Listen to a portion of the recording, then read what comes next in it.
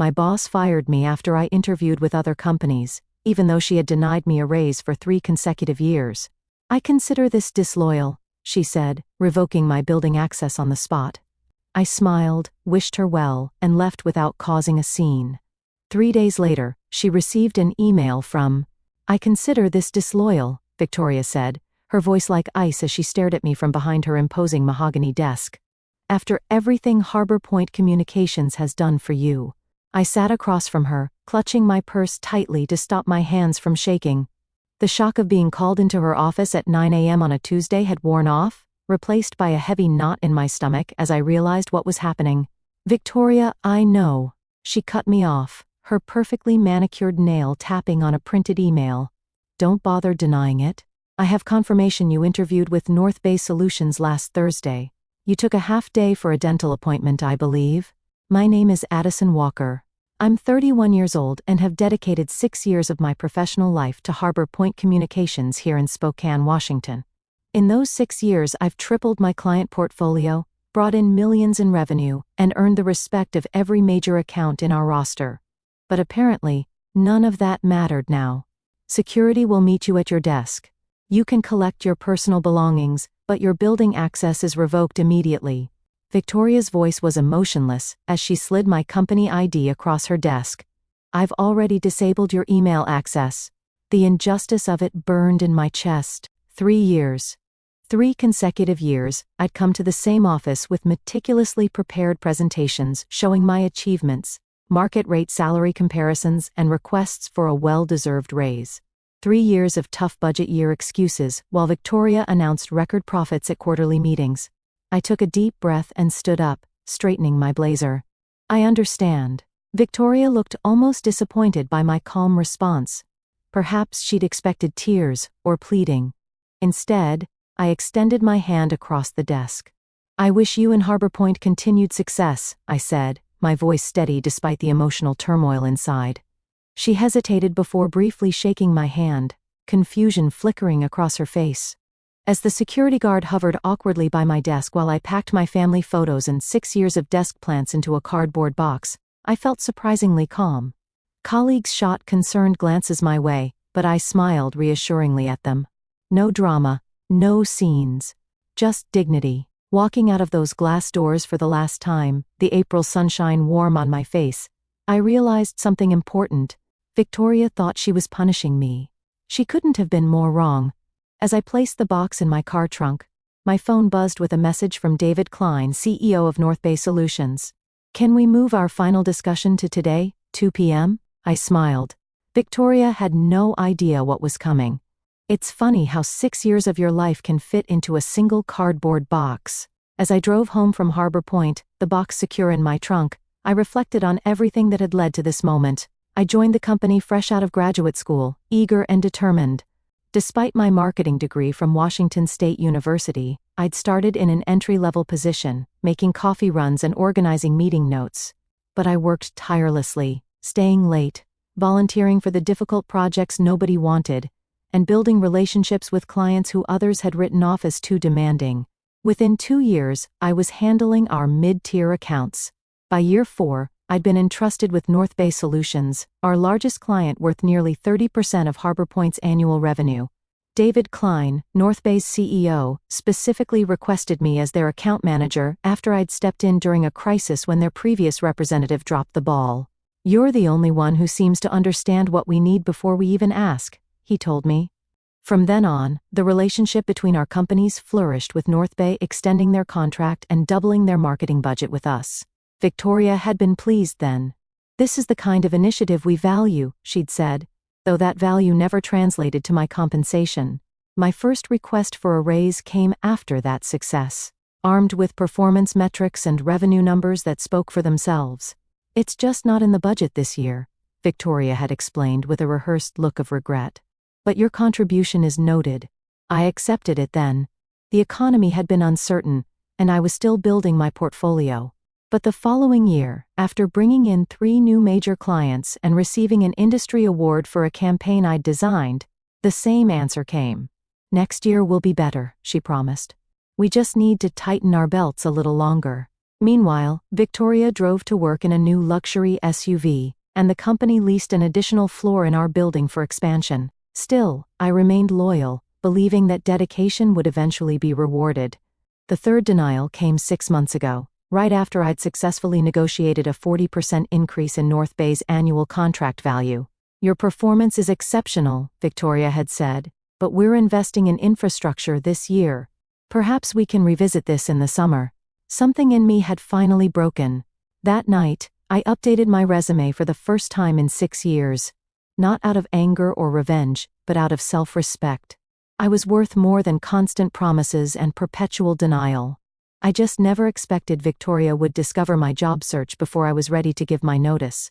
At home, I set the cardboard box on my kitchen counter and stared at it. The reality of what had just happened finally hitting me. I wasn't just between meetings or taking a day off. I was unemployed.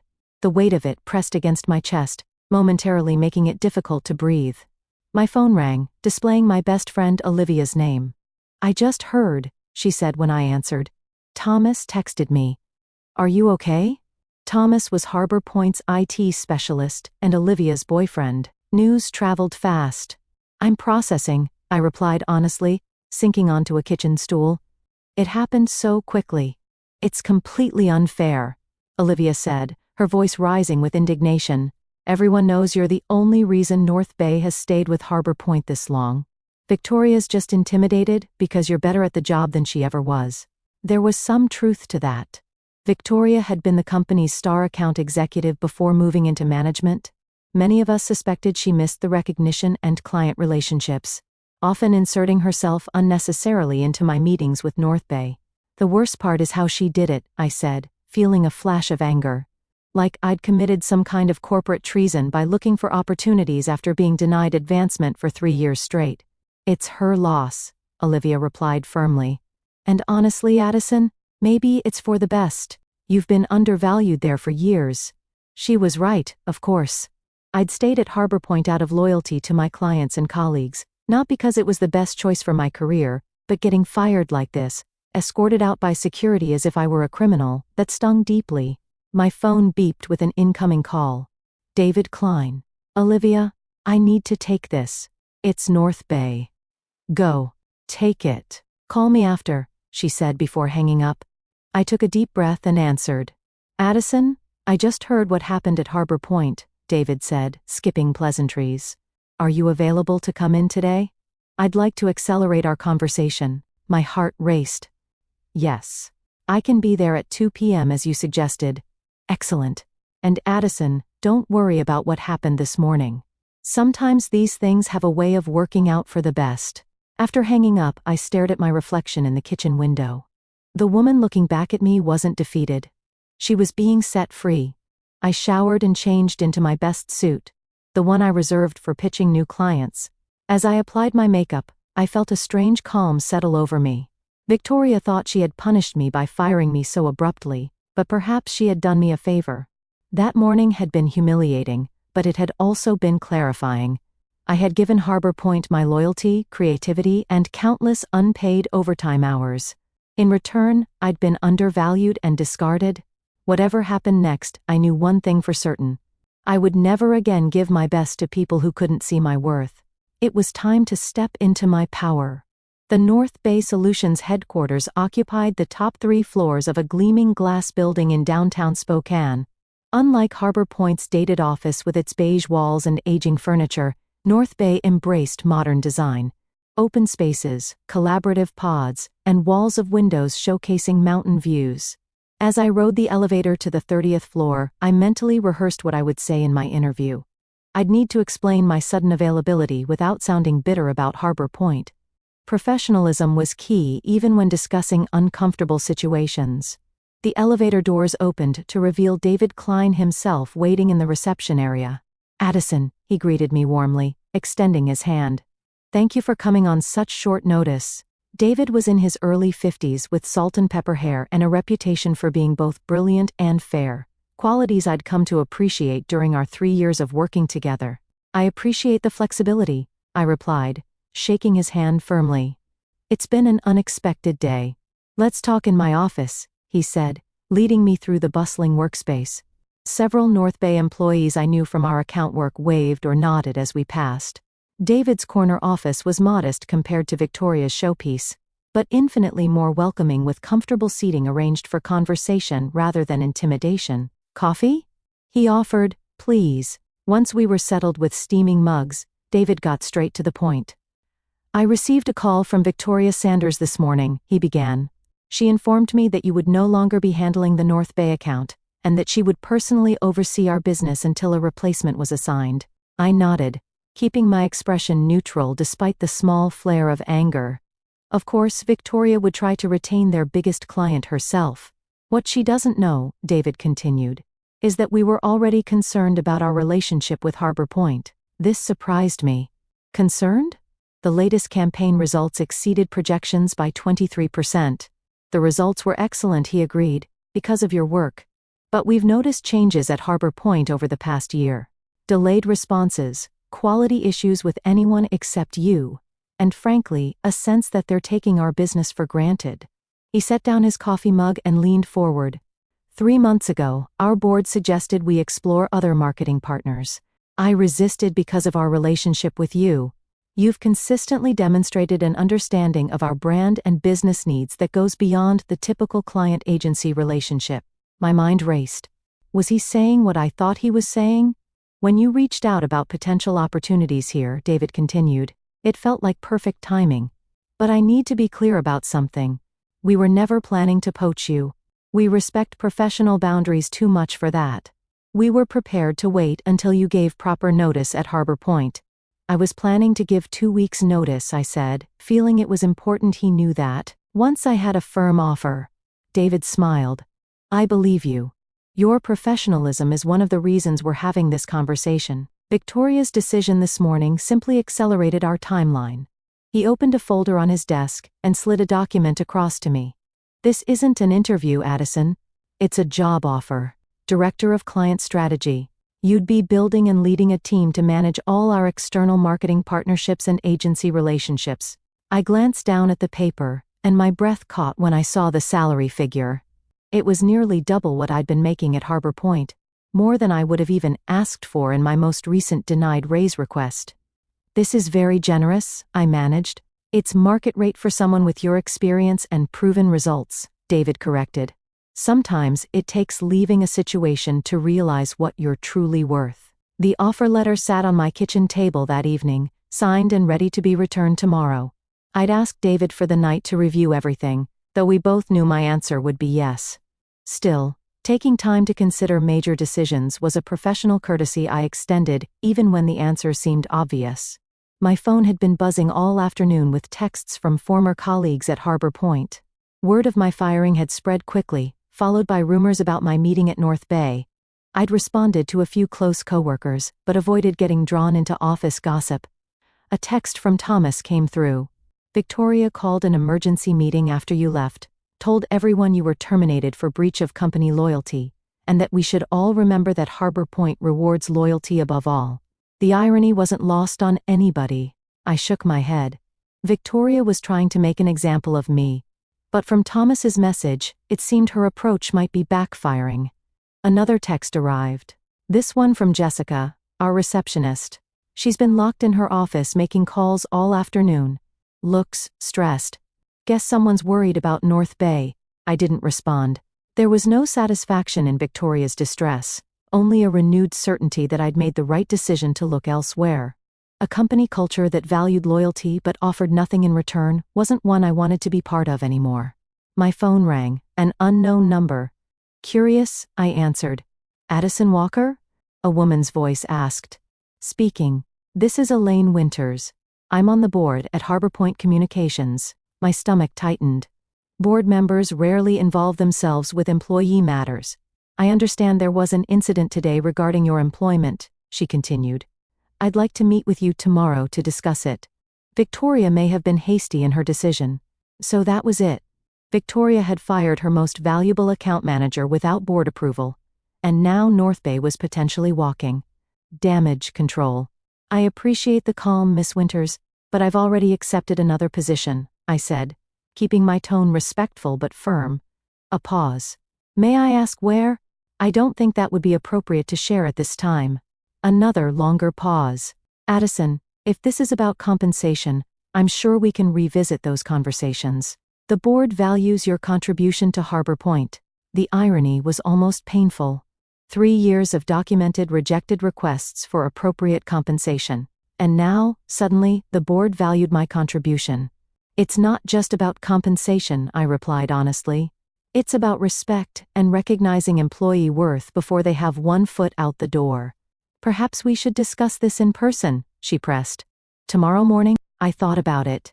While I had no intention of returning to Harbor Point, there was something to be said for professional closure. I can meet at 9 a.m., I agreed. But, to be clear, I've signed an employment contract elsewhere. I'm not coming to negotiate a return. Understood, Elaine said, though her tone suggested she didn't believe me. I'll see you tomorrow at our offices. After hanging up, I poured myself a glass of wine and stepped onto my apartment balcony. The spring evening was cool but pleasant, the city lights beginning to twinkle as dusk settled.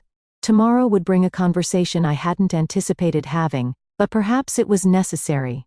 A chance to articulate what had gone wrong at Harbor Point. Not just for my own closure, but as feedback that might benefit those who remained. My phone buzzed with an email notification from David Klein, subject line. Welcome to the team. Whatever happened tomorrow, I knew one thing for certain. I wasn't looking back. The Harbor Point reception area felt strange to enter as a visitor. Jessica's eyes widened when she saw me, her professional smile faltering. Addison? You're here for the meeting with Miss Winters? That's right, I confirmed, signing the visitor log. Another surreal moment. I'll let her know you've arrived, Jessica said, then lowered her voice.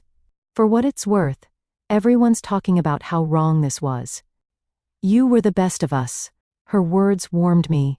Thank you, Jessica. The elevator ride to the conference room gave me a moment to center myself. I had dressed professionally in a navy suit, not to impress, but to remind myself and everyone else that I was approaching this meeting as an equal, not as a dismissed employee seeking redemption. Elaine Winters was already waiting when I arrived, a slim folder in front of her. In her 60s with silver hair cut in a precise bob, she had the poised confidence of someone used to making million-dollar decisions before breakfast. Miss Walker? Thank you for coming, she said, standing to shake my hand. Please, have a seat. I expected Victoria to join us. But as Elaine closed the door, it became clear this would be a private conversation. I've reviewed your personnel file. Elaine began opening the folder. 6 years of excellent performance reviews, consistent growth in your account portfolio, and 3 formal requests for salary adjustment, all denied. She looked up at me. I was not aware of this pattern. This surprised me. I assumed compensation decisions were reviewed at the board level. Major compensation changes, yes, but management has discretion within certain parameters? Elaine's expression remained neutral, but her tone suggested disapproval. Victoria has been operating with significant autonomy. I see. What I don't see, she continued, is documentation justifying your termination yesterday. There's no company policy prohibiting interviews with other organizations. I kept my response measured. The word used was disloyal. Elaine's eyebrow arched slightly. An interesting choice given the circumstances. She closed the folder. Miss Walker, I'll be direct. The board would like to offer you reinstatement with the adjusted compensation you requested in your last review, plus a 10% increase, and the title of Senior Account Director. The offer was better than anything Victoria had been willing to consider, but it came 3 years, and 1 humiliating dismissal too late. That's a generous offer, I acknowledged.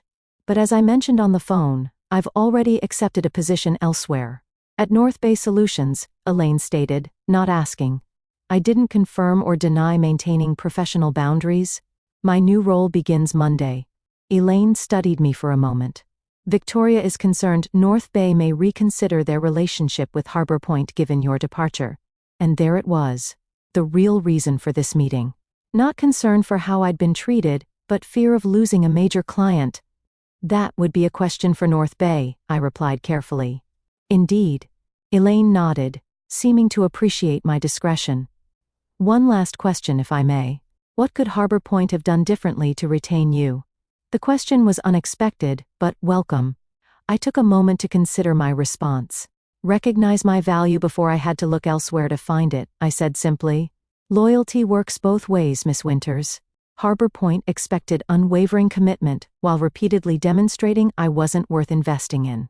That creates an unsustainable imbalance. Elaine nodded thoughtfully. A fair assessment. She stood, extending her hand. Thank you for your candor. Whatever your next steps, I wish you success. Walking out of Harbor Point for the second and final time, I felt lighter than I had in years. This meeting hadn't been about giving me a second chance. It had been about giving me a chance to reclaim my narrative, to leave on my terms with my dignity and professional reputation intact. I'd been granted an unexpected gift. Closure. Monday morning arrived with a mixture of excitement and nervousness. My new position at North Bay Solutions officially began today, and with it, a fresh chapter in my professional life. I arrived early, eager to settle into my new office, a real office with a door and windows, not the cramped cubicle I'd occupied at Harbor Point despite my senior role. David had arranged for everything to be ready, including a welcome basket and technology setup.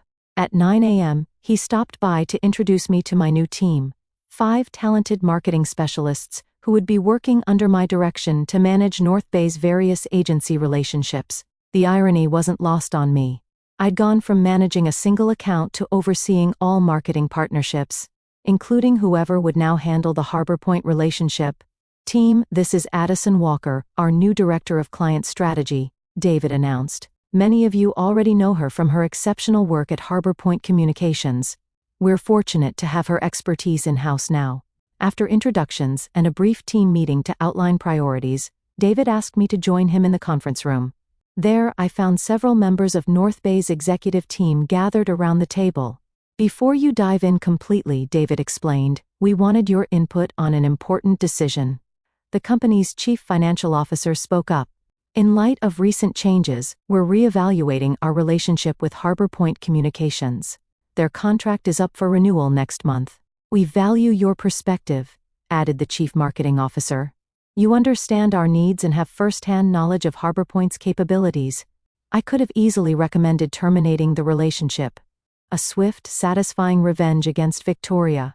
The opportunity to deal a significant financial blow to Harbor Point was right in front of me. No one would question it. Business relationships ended all the time. But that wasn't who I was. Revenge might feel good momentarily, but professionalism would serve me better in the long run. I think we should evaluate Harbor Point on the same criteria as any other potential partner, I said carefully.